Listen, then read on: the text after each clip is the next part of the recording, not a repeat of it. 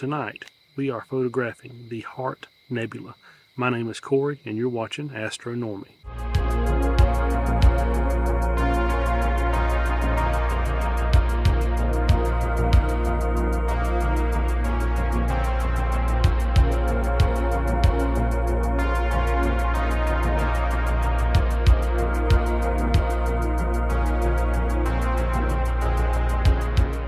So tonight we are photographing the Heart Nebula. It resides about 7,500 light years away from Earth in the constellation of Cassiopeia, and it is in the Perseus arm of the Milky Way galaxy, which of course is a spiral galaxy that has different arms that come off from the center. I do have another night of imaging that I did a couple nights ago, and it was, I'm not sure if I'm going to use the data. It was off center. We'll just see if I can use it or not. So I planned on not using the data, which is where we are tonight. And so the Heart Nebula quickly became the main subject for the night. That being said, we are shooting 65-minute exposures. So it's taking up several hours worth of time, and hopefully we'll get all of our imaging out tonight. We're shooting with an Optilong L-Enhance dual band filter to hopefully make that nebula pop out from the background. The camera we'll be using is an Astro modified Canon 80D. That's hard to say for some reason. The scope we're using is a Skywatcher Evolux 82 ED, and it's being guided on a Skywatcher GTI mount. So far so good. Error is under an arc second, so this setup that I've got seems to be at the max or towards the max of what the mount can handle. As far as tracking goes, this is probably the best night that I've had thus far since adding all the current doodads to the rig. I've had some nights that's been much worse. So as far as tracking goes, we're doing pretty good tonight. So we're about 20 of 60 photos into the session. And then after that, we'll swing over to the Horsehead Nebula for a multi-night project that hopefully will be worth the time that I'm going to put into it. But that's neither here nor there right now. So let's continue imaging.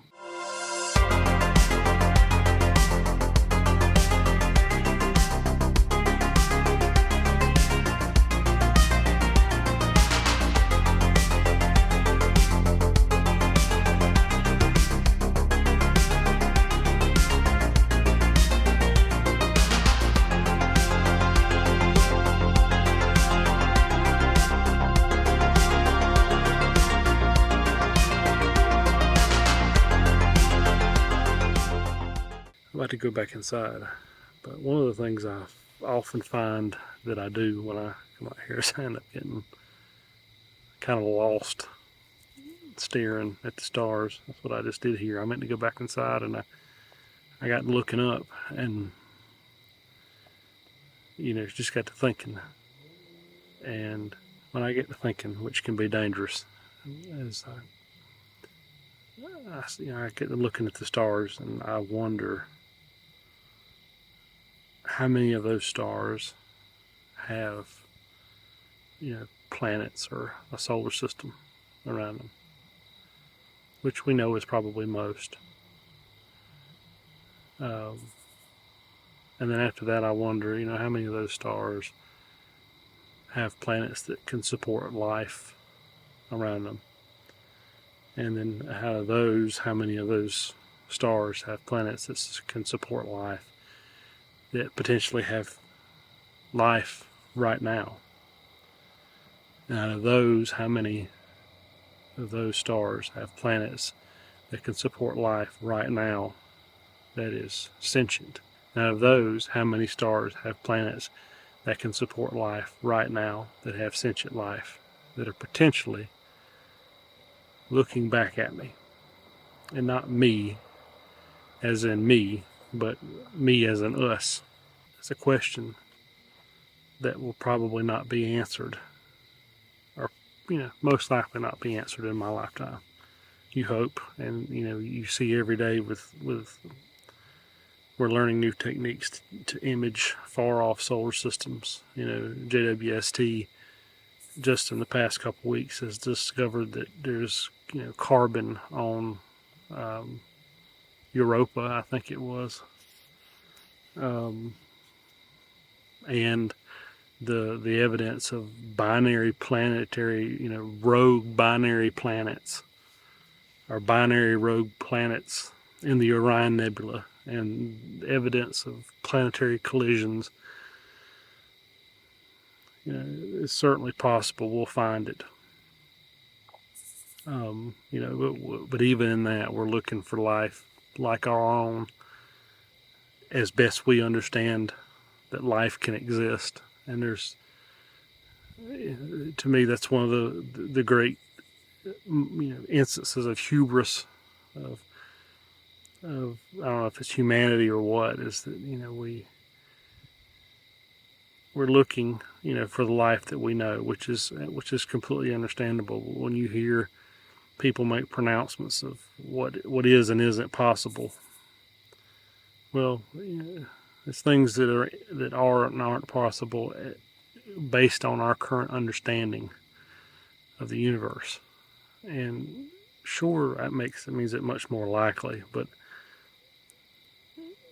as any scientist worth his weight will tell you, if he's being honest, there's never the chances are never zero.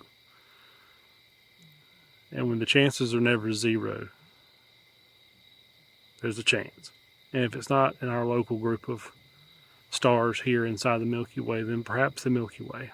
And if it's not the Milky Way, perhaps it's in one of the other galaxies nearby, Andromeda or Triangulum or some of the others. Or if it's not those, maybe some of the galaxies in our larger local group, and perhaps questions with answers that we'll never get. But still, what if? It blows my mind. Every time I'm out here on the stars, I'm freezing right now, and yet every time I look up with a clear sky and quiet and I've got time to think, that's exactly what I think about. That's exactly where my mind wanders to, is just inside of the little small ball of stars and what we can see in the night sky. How I envy the people, whether they be people in a ship exploring, or people controlling spacecraft remotely exploring, to one day find that answer, exploring all the permutations of existence. I mean, to me, there can be no greater question. Exploring the variances of what if. Wow. So maybe, just maybe, some of those answers lie in the object in the sky that I'm imaging tonight, the Heart Nebula. That if we could see it with the naked eye, it would be about 4 times bigger in the sky than the full moon. Do the answers we seek lie in a solar system in the midst of the Heart Nebula? Long dead life that existed at one point and was snuffed out by the cruelty of an uncaring universe? Is it life that is yet to achieve sentience, or is it life that is yet to even be formed? And if not there, in the midst of IC1805, then where? Or when? Or how? So, with all the scientific accuracy that a lowly redneck can muster, why don't we explore the Heart Nebula?